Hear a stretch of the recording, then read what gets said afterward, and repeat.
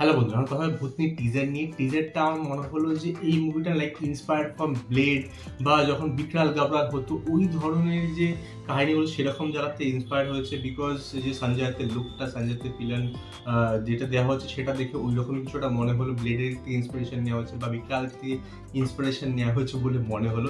এবার এই ধরনের জিনিসটা লাইক যে টাইমে চলতো সেই টাইমটা এখন আর নেই। আর এখন যদি ওই ধরনের চলতো তাহলে কিন্তু কিছু মডিফিকেশন দরকার আছে, বাট সেখানে কিন্তু এটা খুবই লাইক চিপ মনে হলো আমার মুভিটাতে।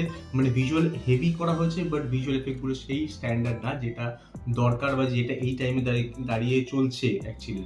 ঠিক আছে, সেই জায়গায় অতটা লাগলো না। এবার যে কাহিনীর কথা বলি, কাহিনীটা মনে হলো লাইক একটা ছেলে একটা মেয়েকে কলেজে কোনো সিনেমা দেখা হচ্ছে, একজন ভালোবাসে, এবার ছেলেটার প্রতি আই থিঙ্ক একটা কোনো ভূতনি আকৃষ্ট হয়, যেটা মনিরয় ক্যারেক্টারটা প্লে করছে। এইবার ও ওকে কেড়ে নেওয়ার চেষ্টা করে বা ওর যে গার্লফ্রেন্ডটাকে মারার চেষ্টা করে, সেখানে সঞ্জয় চেক করে বাঁচায়। ওর কাহিনীটা কি এই সব নিয়ে আই থিঙ্ক একটা কাহিনী চলছে। খুবই চিপ মনে হলো।